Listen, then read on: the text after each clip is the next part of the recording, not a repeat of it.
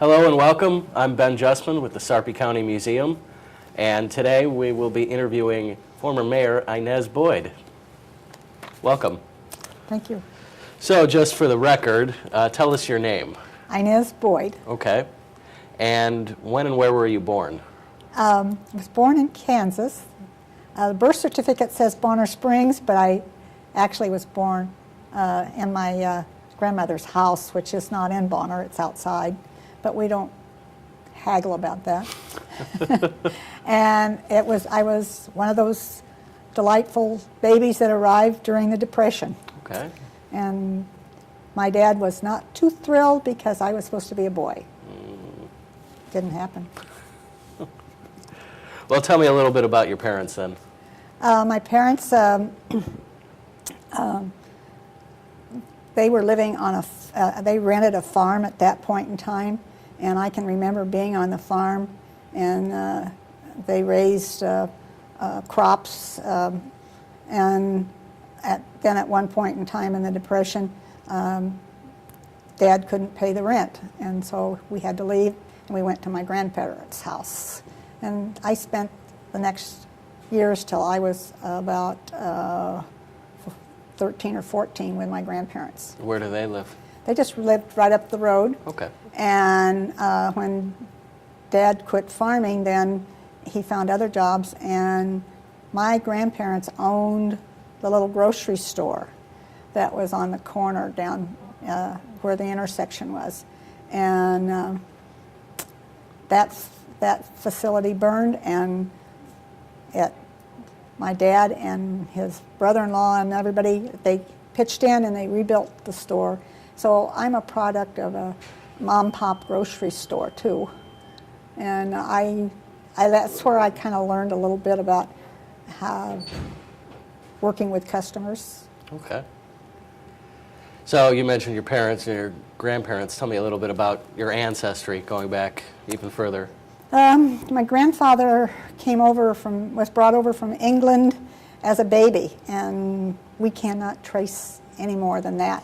He left from Liverpool and landed in New York, and after that, we can't trace any further background. They settled in Illinois. Okay. Where about?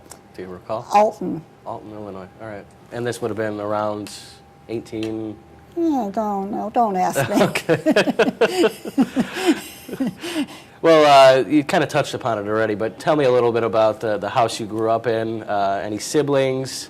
I have two sisters. Okay. In fact, today's my older sister's birthday. She's going to be 89. And the sister that was close to me, she's just 3 years older than me. And they live outside of Kansas City. Virginia lives in Overland Park, and my sister owns a Dairy Queen in Bonner Springs.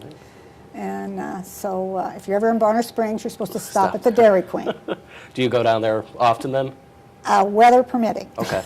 Well, hopefully with spring around the corner, that'll be more often. Tell me a little bit about some of the values that were passed on to you from your parents or your grandparents. They were caring people. Things I can remember, my dad would carry people on, they'd say, I don't have the money to pay, but I really need the groceries. And he would write out a carbon copy and give them the carbon and say, well, when you get paid, come in and let's settle up. And some of those never got settled. Mm-hmm.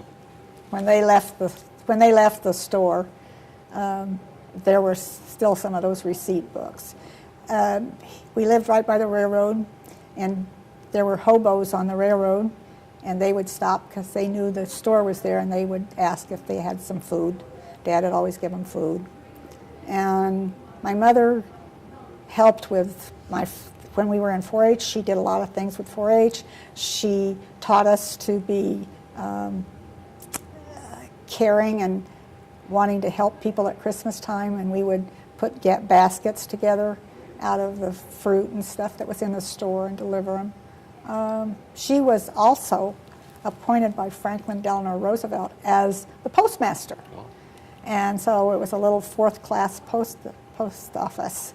And quite frankly, if it hadn't been for her being postmaster, my sister and I wouldn't have been able to go to college. Okay.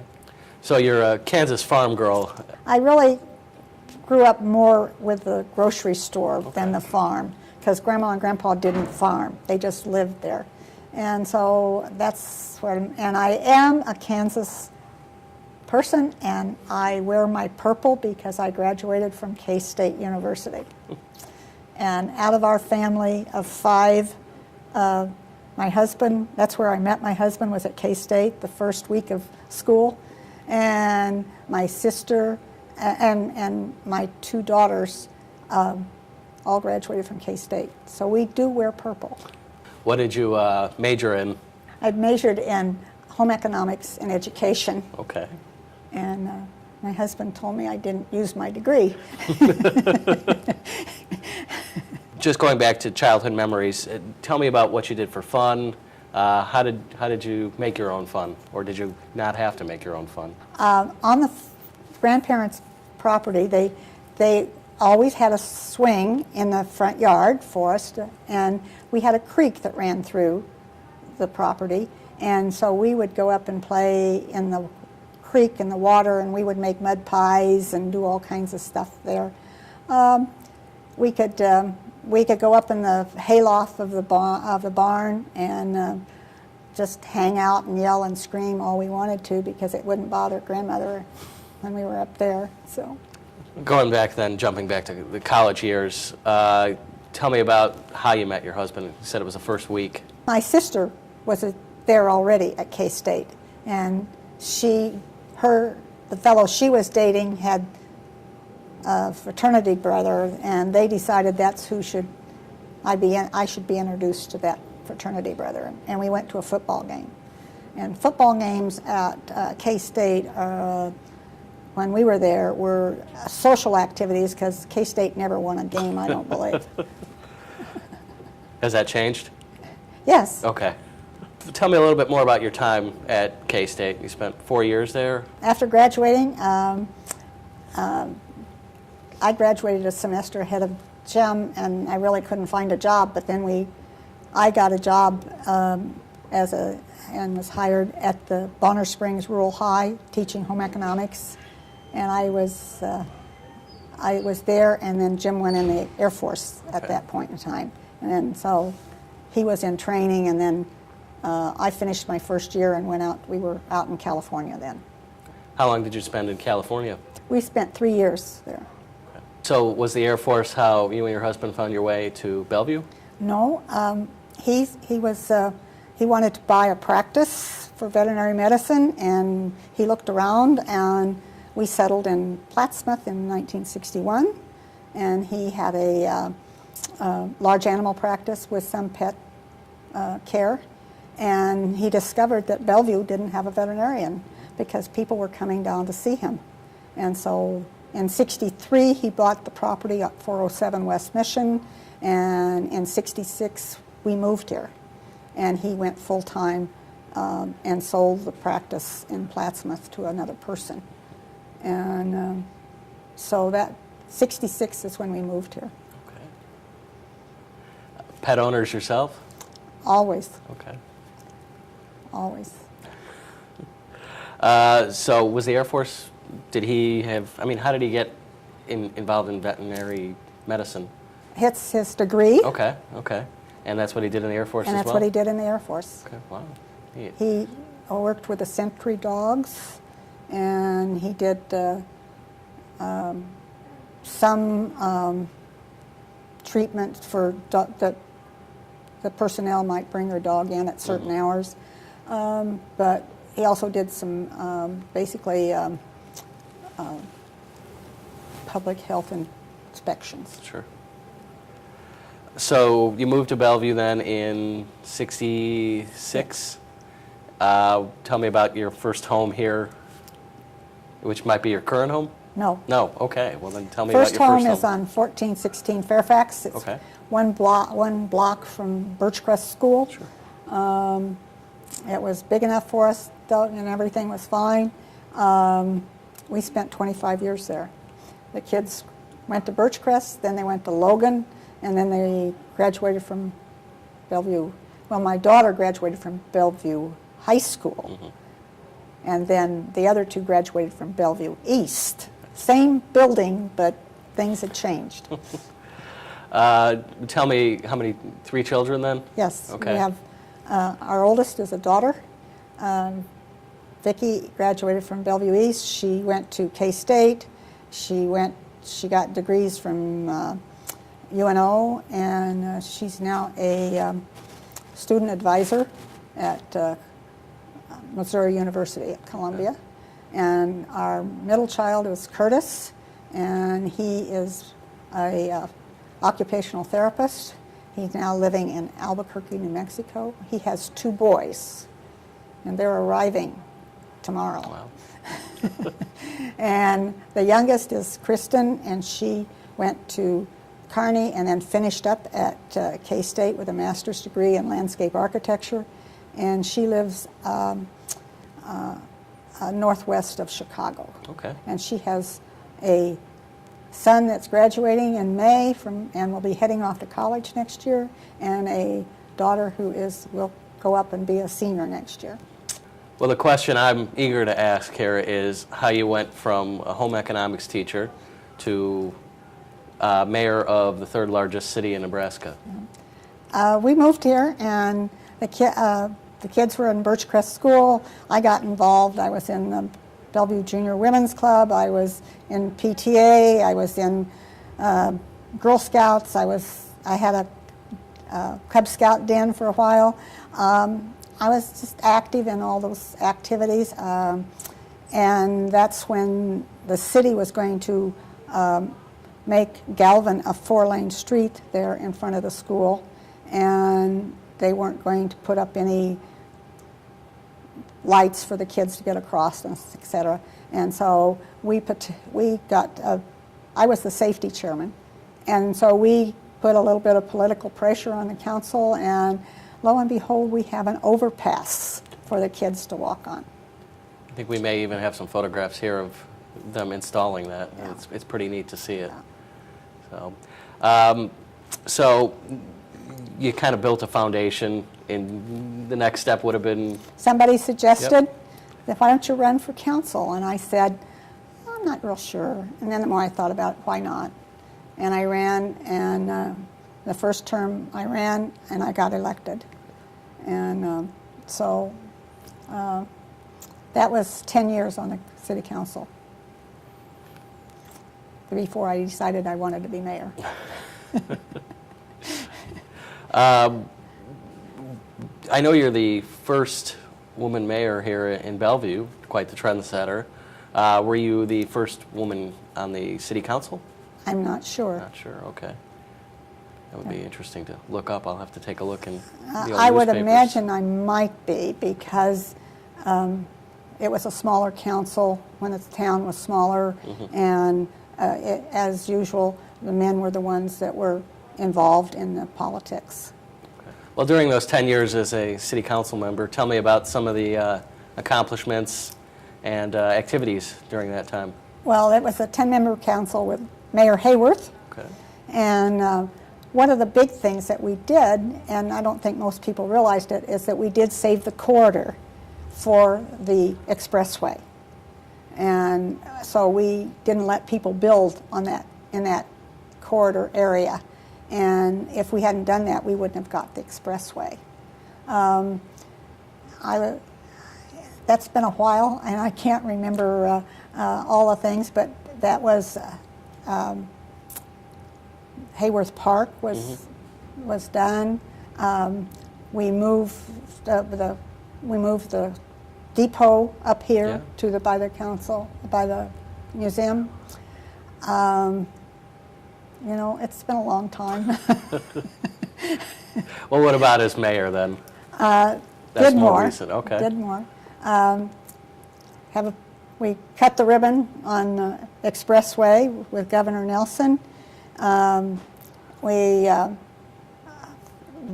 did the first project with tax increment financing, and we tore down the old fertilizer plant and at the corner of Chandler and 37 and Galvin, and that was Met's Bakery that we attracted here.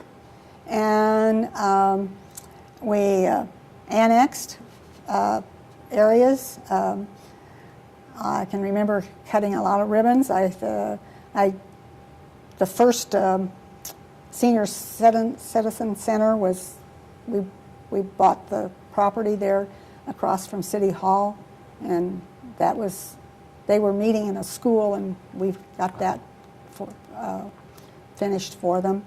I can remember turning a shovel of dirt for the first senior citizen assisted living building in Bellevue, and it's Harmony Court. It's still there. Yeah. There's just, we worked on a lot of projects. You know, there were a lot, and the big thing is our relationship with the Air Force. They were most hospitable, and they wanted to educate me on how important the base was to Bellevue. So I got to go to a lot of events. I got to go to, let's see, I think that's called the Officers College down in Alabama. I can't remember exactly where it was, but I spent a week with them, and it's part of their officers training. And I was right in the classroom with them. But the Air Force was just really a plus for Bellevue. And at one point in time in my mayorship, they thought they might be leaving. And so we spent a lot of time trying to get that squashed.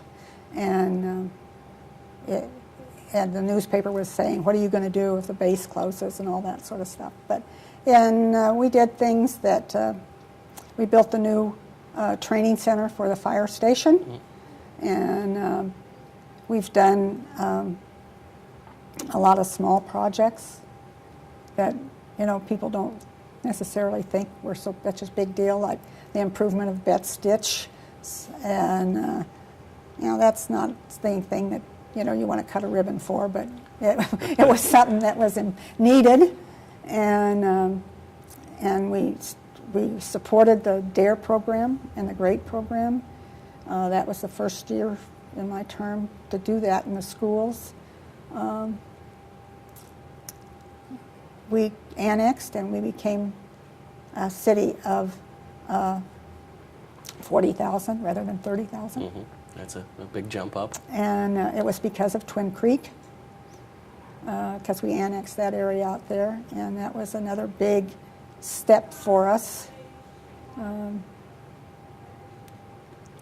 There's probably a lot I'm forgetting. The library. Okay. That happened when I was on the city council. I can't think of all the things, but I enjoyed my work, and I don't want to say that I did any of that. What happened is a team and a group of people did that. Maybe I was their leader, but if you don't have people that support you and work together and move forward, that's not going to happen. And I was very fortunate to have a council that worked together. Now, I don't know if people remember it, but when I was sworn in, the first night I was sworn in, and we held our meeting, I had 3 indicted council members sitting. And the next morning, I was informed that all the bills that the council approved that night couldn't be paid because there wasn't any money in the bank. So the council, the mayor, the people working in the city, everybody pulled together. We got that problem solved. And it just proves that you don't necessarily agree with everybody, but you can come together and find a solution.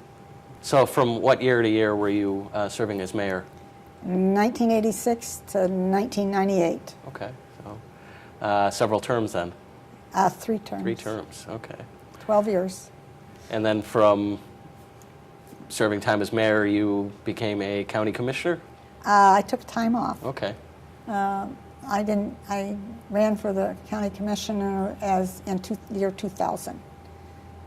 And part of my life, from the minute Jim opened office, is that I kind of did a lot of financial work. I did the payroll, and I did a lot of that kind of thing.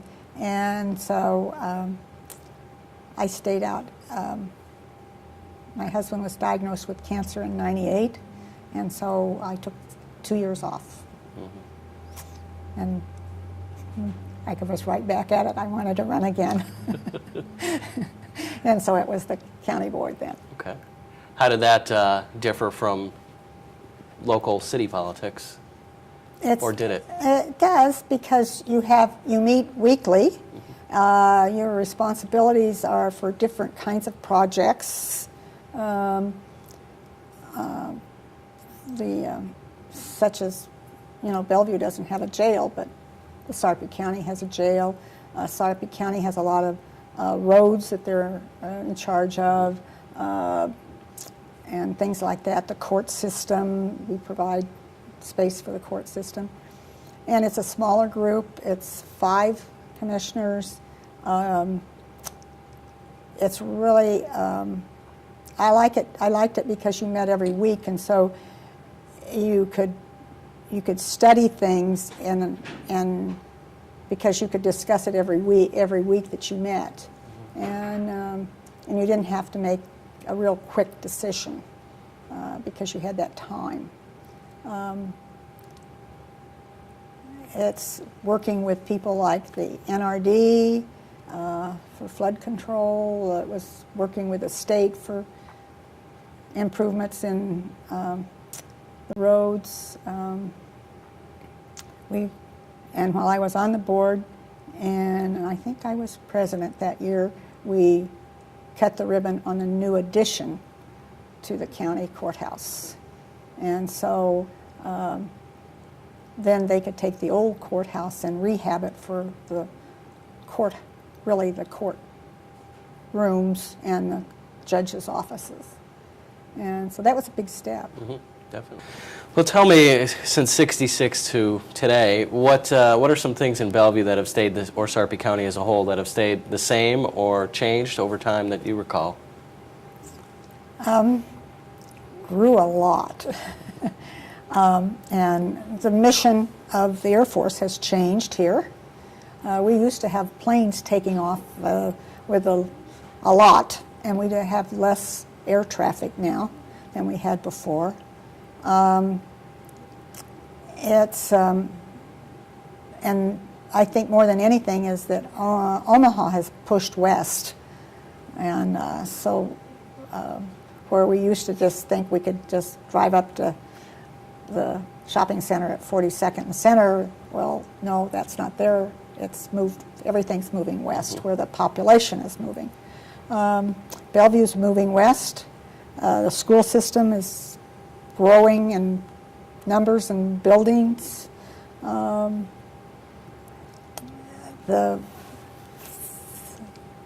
really can't say. I want to live here. We built a second home here, up on the boulevard. I love it. People ask me how come I don't move out of it, because there's just one person living there, and I like it. And I will be in Bellevue as long as I can. And you're still very actively involved in the community, I know that. Yeah, and I try to keep busy. Okay. I try to keep busy. In fact, I should be at church right now, be doing some quilting, and instead I'm talking to you. Well, I appreciate you coming down and doing this. I guess any other anecdotes, anything I've left out, anything you'd like to share? Well, when I was mayor, my husband also ran for the school board, and he was the chairman of the bond issue to build Bellevue West. So then he went on the school board. And we found out, with me being mayor and him being on the school board and he having a Bellevue Animal Hospital that he built in '84, it was just a little much. And so he decided to leave the school board. And he was recognized because of the building that he put out on the corner of 25th Street and Cornhusker. His hospital got